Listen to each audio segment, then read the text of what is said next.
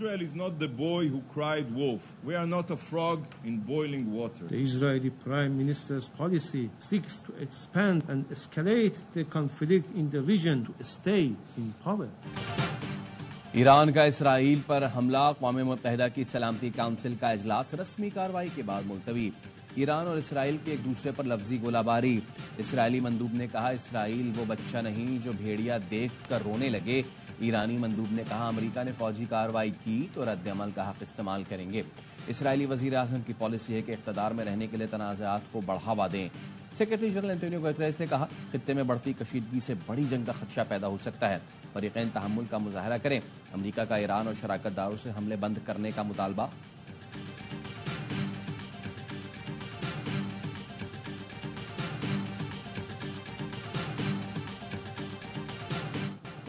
اسرائیل مزید کشیدگی سے گریز کرے، کشیدگی بڑھی تو خطے میں بڑی جنگ چھڑ سکتی ہے۔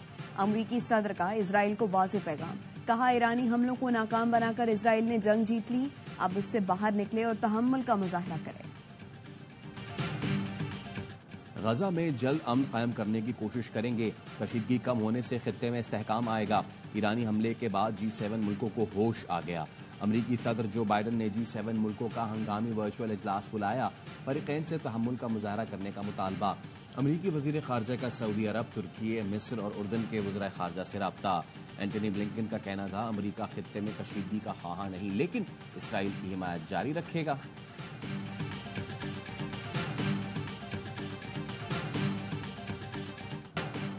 ایرانی وزیر خارجہ کا سعودی وزیر خارجہ سے رابطہ۔ عرب میڈیا کے مطابق وزرائے خارجہ نے خطے کی صورتحال اور غزہ کی پٹی میں بڑھتی کشیدگی پر بھی گفتگو کی۔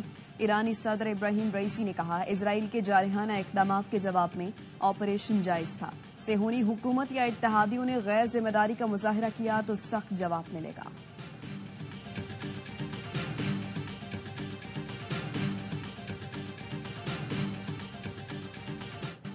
اسرائیل کا ایرانی حملے میں C-130 اور 3 رن ویز کو نقصان پہنچنے کا اعتراف، تصویریں اور ویڈیوز جاری کر دیں۔ ایرانی حکام کا کہنا ہے اس ایئر بیس سے دمشق میں ایرانی قونصل خانے پر حملہ کیا گیا تھا۔ امریکی سینٹرل کمانڈ کے مطابق ایران اور یمن سے فائر کیے گئے 80 سے زائد ڈرونز اور 6 بیلسٹک میزائلز کو تباہ کیا گیا۔ اسرائیلی جنگی کابینہ نے ایران کے خلاف جوابی کارروائی پر اتفاق کر لیا۔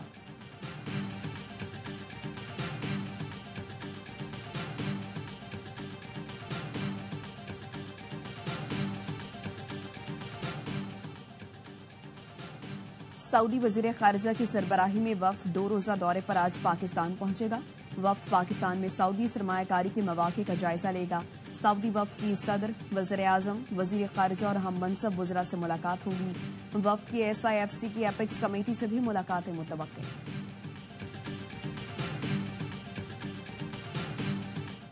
ندی نالوں میں طغیانی دریا بے قابو، کئی مقامات پر لینڈ سلائیڈنگ۔ ملک میں بارشوں کا نیا اور دھواں دار سپیل، خیبر پختونخوا اور بلوچستان میں نشیبی علاقے زیریاب، نظام زندگی تہس نہس ہو گیا۔ ٹانک میں ایک گاڑی برساتی نالے میں بہہ گئی، اسکول ٹیچر اور ایک بچہ جاں بحق، 13 افراد لاپتہ۔ لوور دیر میں مکان کی چھت گر گئی، خاتون اور بچی جاں بحق، 2 بچیاں ملبے تلے دب گئیں۔ ڈرائیور ڈوب گیا، بچے کو بچا لیا گیا۔ بنیر، بٹاگرام، لکی مروت اور بنو میں بھی وقفے سے بارش۔ ہرنائی میں ندی نالے بکھر گئے، پانی شاہراہوں پر آ گیا۔ ہرنائی ملک کے دیگر حصوں سے کٹ کر رہ گیا۔ چاغی میں درجنوں مکانات منہدم، فصلیں اور باغات بھی متاثر۔ بولان ندی میں طغیانی سے پنجرہ پل کے مقام پر راستہ بند، گاڑیاں پھنس گئیں۔ مستونگ میں قومی شاہراہ پر دراڑ پڑ گئی۔ بلوچستان میں رین اور اربن ایمرجنسی نافذ، متاثرہ اضلاع میں آج اور کل سکولز بند رہیں گے۔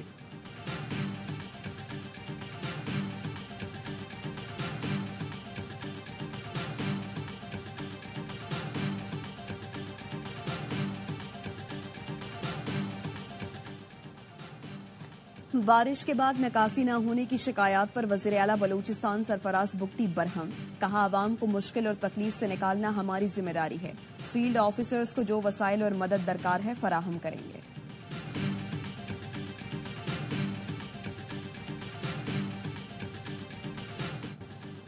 بلاول بھٹو کا سیاسی جماعتوں کو میثاق مفاہمت کا مشورہ، کہا دھرنا کھیلنے کے بجائے میز پر بات کریں، سیاسی قوتیں ہوش کے ناخن لیں، دائرے میں رہ کر سیاست کریں۔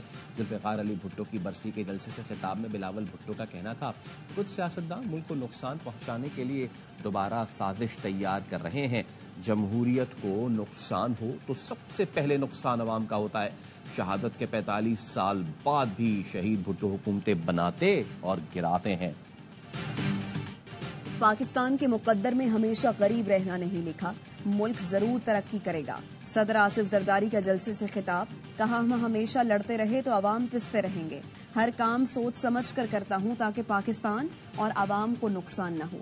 ہمیشہ عوام کے نقصان میں ہی ملک کا نقصان دیکھا ہے، آج بھی کچھ لوگ ملک کو نقصان پہنچانا چاہتے ہیں، کوشش کر رہے ہیں کہ سیاستدان سیکھیں، ملک کو نقصان نہ پہنچائیں۔ آخرت میں ذوالفقار بھٹو سے ملاقات ہوگی تو وہ مجھے شاباش دیں گے کہ تم نے بدلہ لے لیا۔ میں نے عوام اور کارکنوں کی طاقت سے جیلیں کاٹیں اور عوام کی طاقت سے ہی دوبارہ صدر بنا۔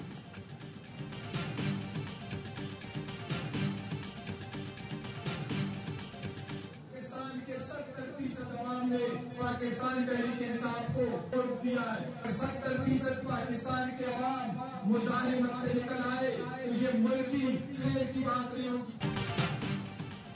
ملک کے 70% عوام مزاحمت پر نکل آئے تو خیر نہیں ہوگی۔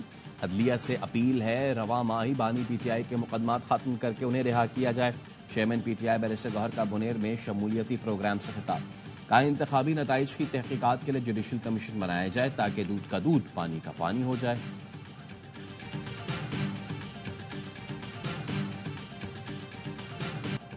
بانی پی T I Bushra be be کی نکاح کیس میں سزا کے خلاف اپیلوں پر سماعت، خاور مانیکا کے وکیل راجہ رضوان عباسی کی طرف سے جونیئر وکیل پیش، کہا راجہ رضوان عباسی سپریم کورٹ میں مصروف ہیں، سیشن جج نے ریمارکس دیے اگر آج نہ آئے تو فیصلہ کر دوں گا۔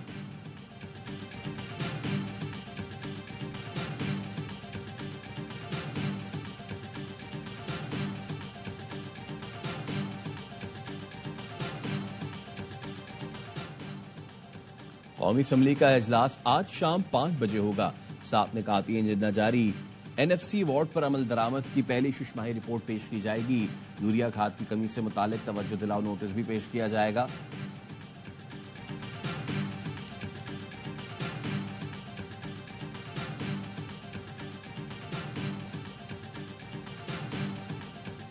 آئی ایم ایف سے نئے قرض پروگرام کے لیے پاکستانی وفد وزیر خزانہ کی قیادت میں واشنگٹن پہنچ گیا۔ ذرائع کے مطابق پاکستانی وفد آئی ایم ایف سے نئے قرضے کی پیکج کی درخواست کرے گا۔ آئی ایم ایف سے 6 سے 8 ارب ڈالرز کے نئے قرض پر بات ہوگی۔ آئی ایم ایف کی مینیجنگ ڈائریکٹر کرسٹلینا جارجیوا کہتی ہیں پاکستان کو ابھی بھی بہت سے مسائل حل کرنے ہیں، پاکستان کے لیے نئے قرض کے لیے مذاکرات طویل اور مشکل ہو سکتے ہیں۔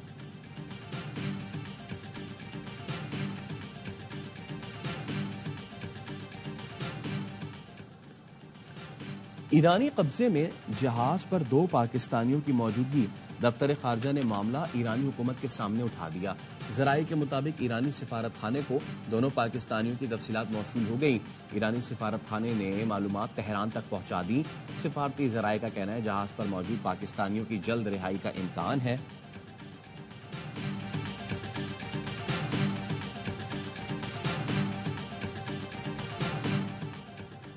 کراچی میں مرغی کے گوشت کی قیمتوں نے شہریوں کے ہوش اڑا دیے، عید گزرنے کے باوجود قیمتوں میں کمی نہ آ سکی۔ مرغی کا گوشت 850 روپے سے 900 روپے فی کلو تک فروخت۔ لاہور میں مہنگائی قابو سے باہر، پھل اور سبزیوں کی قیمتیں سن کر شہری پریشان۔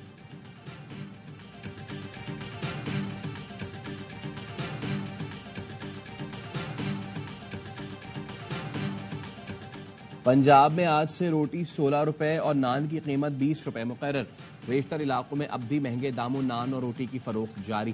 وزیر اعلیٰ پنجاب مریم نواز نے روٹی کی قیمت کم کرنے کی ہدایت کی تھی۔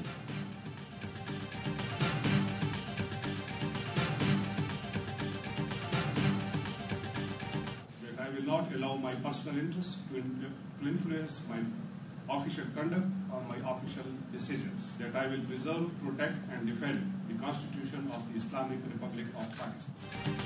قائم مقام chief justice Peshawar high court justice Ishtiaq Ibrahim نے حلف اٹھا لیا۔ پشاور ہائی کورٹ کے سینئر جج جسٹس اعجاز انور نے قائم مقام چیف جسٹس سے حلف لیا۔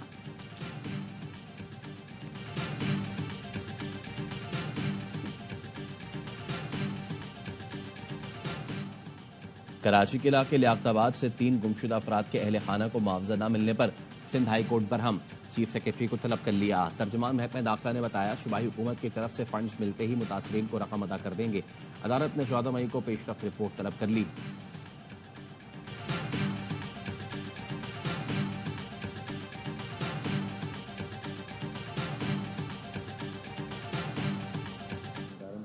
اور یہ ٹرینڈ سا بن گیا ہے کہ بھئی آئی جی سے لے کے نیچے ہیڈ مورر تک ان کو چینج کرتے ہیں۔ ان کے خلاف آپ کو انٹیلیجنس ہو، کوئی اس طرح کی چیز ہو، کوئی بیک گراؤنڈ ہو، اس کو بے شک آپ چینج کر دیں، لیکن ان ماس چینج کرنا اسے پورا پھر وہ میکینزم خراب ہو جاتا ہے۔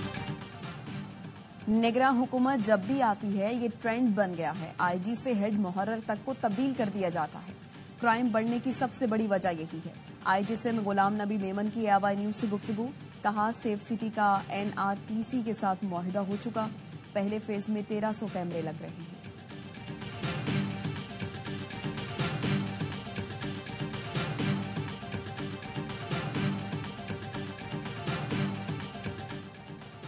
کشمور پولیس نے خواتین سمیت 6 افراد کو اغوا ہونے سے بچا لیا۔ SSP کا کہنا ہے یہ افراد شادی کرنے کے جھانسے میں دورانی مہر کچے کے علاقے میں جا رہے تھے۔ 11 مغویوں کی بازیابی کے لیے انڈس ہائی وے پر دھرنا، مظاہرین نے سکھر شکارپور روڈ قومی شاہراہ کو ٹریفک کے لیے بند کر دیا۔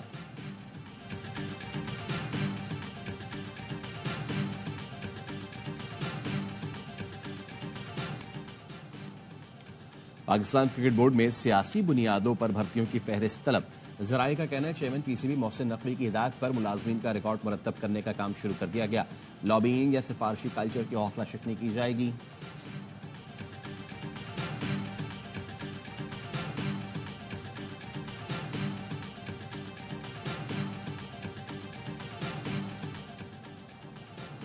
پاکستان کرکٹ ٹیم نے ہوٹل میں رپورٹ کر دیا، کوچ اظہر محمود آج اسلام آباد پہنچ کر ٹیم جوائن کریں گے۔ قومی ٹیم شام سے پریکٹس سیشن کا آغاز کرے گی۔ پاک نیوزی لینڈ پہلا T20 بدھ کو راولپنڈی میں کھیلا جائے گا۔ اور اسٹیفانو سیٹسپاس نے مونٹی کارلو ٹائٹل اپنے نام کر لیا۔ فائنل میں ناروے کے ٹینس سٹار کیسپر روٹ کو اسٹریٹ سیٹ میں شکست دی۔